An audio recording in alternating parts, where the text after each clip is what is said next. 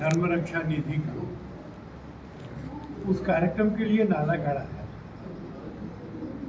एक लंबे समय से संवित गुरुकुलम को मैं देखूं, समझूं, उसके लिए भी आया। उसका कार्यक्रम हो गया है, पर हमने यहाँ के स्थानीय कुछ विषयों को भी उठाया। सबसे प्रमुख विषय जो आने वाले दिनों में एक बड़े आंदोलन का भी कारण बनेगा, वो ये है कि हिमाचल के 36 बड़े मंदिर, देवियों के और बाकी, वो सरकार के कब्जे में है। राज्य की सरकार गुरुद्वारे नहीं चलाती, चर्च नहीं चलाती, ये मस्जिद नहीं चलाती, उसको मंदिर क्यों चलाने चाहिए? 1984 में जब वीरभद्र सिंह जी मुख्यमंत्री थे, तब कानून बना, मंदिरों के लिए कमिश्नर बना। वो कमिश्नर इन सब बड़े मंदिरों का ट्रस्ट अपॉइंट करता है।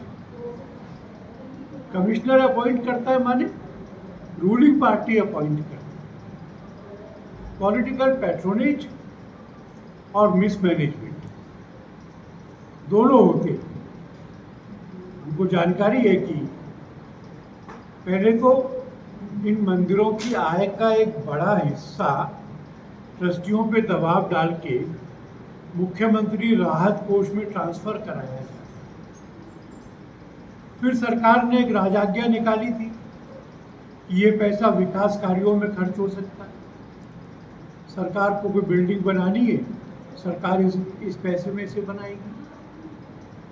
कोई और काम करना है तो इस पैसे में से करेगी। हमने कोर्ट में चुनौती दी थी, वो राजाज्ञा तो कोर्ट ने निरस्त कर दी, पर मंदिर अभी भी सरकारी कब्जे में है। 2024 में विधानसभा में बताया गया था कि इन मंदिरों की जो वार्षिक आय 2024 से पहले थी, वो 200 करोड़ से ज़्यादा थी, 200.59 CR। ये पैसा दुनिया भर के आए हुए भक्तों ने भगवान को अर्पित किया। ये हिंदुओं ने हिंदुओं के काम के लिए खर्च किया, इसलिए इस पैसे का सारे का उपयोग ये केवल हिंदू के काम में होना चाहिए और किसी विषय में नहीं होना चाहिए। इन मंदिरों का संचालन भी हिंदू समाज को वापस सौंपना चाहिए। मंदिरों का ट्रस्ट बने, उस ट्रस्ट में एक बहन जरूर हो, अनुसूचित समाज का व्यक्ति हो, अगर वहाँ पर अनुसूचित जनजाति है तो उसका भी हो। हर मंदिर को उस मंदिर की परंपरा के अनुसार समाज चलाए। हम इसके लिए एक बड़ा आंदोलन करेंगे, सरकार को विवश करेंगे कि वो मंदिर हमको वापस करें।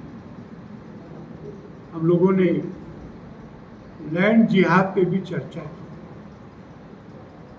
जो नया वक्फ का कानून आया है, उसमें यह प्रावधान है कि अगर सरकारी भूमि पर कोई वक्फ बना हो तो सरकार उस भूमि को वापस ले। जो जगह मुस्लिम समाज के किसी व्यक्ति ने रजिस्ट्री से दान की है, वही तो वक्फ हो सकती है। अवैध वक्फ, अवैध कब्जे, अवैध निर्माण, संजौली में तो हाई कोर्ट ने भी पाया है कि निर्माण अवैध है। सरकार को अपनी भूमि की रक्षा करनी चाहिए। तीसरा, हमने कहा है कि ये जो लव जिहाद होता है,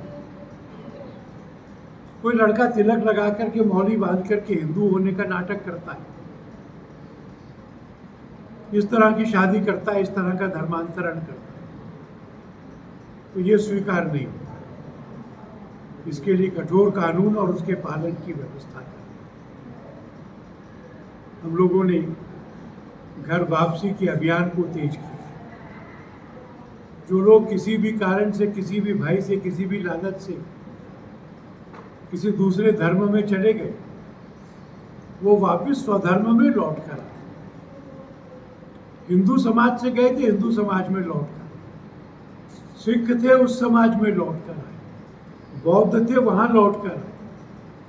अभी एक बड़ा ग्रुप उत्तराखंड में सिख समाज का लौट कर आए। उसमें कुछ ऐसे भी बच्चे हैं जिनके माँ पिता नहीं। परिषद ने उनके लिए एक हॉस्टल बनाया। उनकी पढ़ाई पूरी होने तक हम उनको वहाँ रखेंगे, पढ़ाएंगे और अपने पैरों पर खड़ा करने की शिक्षा देंगे।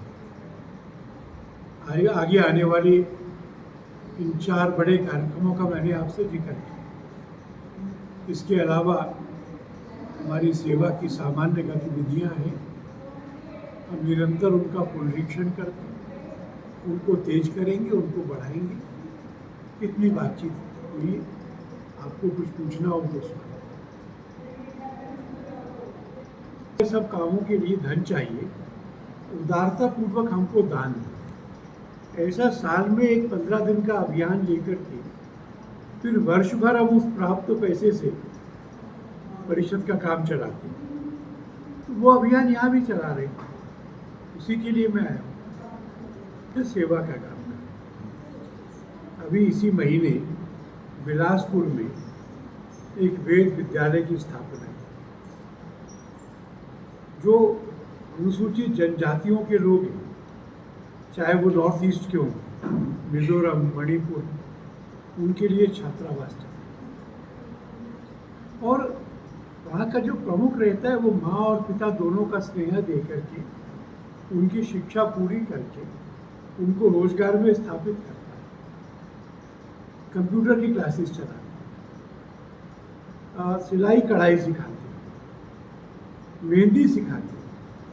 माने ऐसे सब काम जो उन युवकों युवतियों को आत्मनिर्भर करें, कमाने लायक बनाएं, वह सिखाते। उनको अपने कामों में फिर एडजस्ट करने के लिए भी हैंड होल्डिंग करते। मैंने वेद विद्यालय का बताया, संस्कृत सिखाना और 15 दिन रोज 2 घंटे, ऐसा 30 घंटे का कोर्स। उसके बाद घर के लोग आपस में संस्कृत में बात कर सकते। गौशालाएं चला। तो सेवा के सब स्तरों के काम ये विश्व हिंदू परिषद करता है। और इसलिए जो अनुसूचित समाज आर्थिक रूप से, शैक्षणिक रूप से पिछड़ गया है, उसको बराबर लाना। जिन मंदिरों में, और मुझे ये जान के अच्छा नहीं लगा कि नालागढ़ में भी ऐसे मंदिर हैं जिसमें सारा समाज नहीं जा सकता। ये पुराना ढंग है। सब मंदिरों में हिंदू समाज का प्रत्येक व्यक्ति जाए।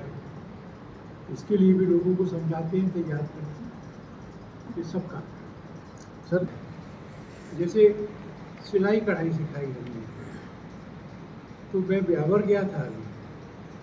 वहाँ के हमारे लोगों ने वहाँ के पब्लिक स्कूलों से संपर्क किया और कहा कि आप अपनी स्कूल ड्रेस सिलने का ठेका इनको दीजिए, उन महिलाओं के सेल्फ हेल्प ग्रुप बनाकर। तो व्यावसायिक शिक्षा देकर के अपने पैर पर खड़ा करना। तो मैंने आपको बताया कि हम उसका एक बड़ा अभियान चलाते, बड़ा काम करते। हमारा कोई युवक अगर सब्जी बेचने को तैयार है, फल बेचने को तैयार है, बजरंग दल इस बात को सुनिश्चित करता है कि वो वहाँ की मंडी में अपना काम कर सके।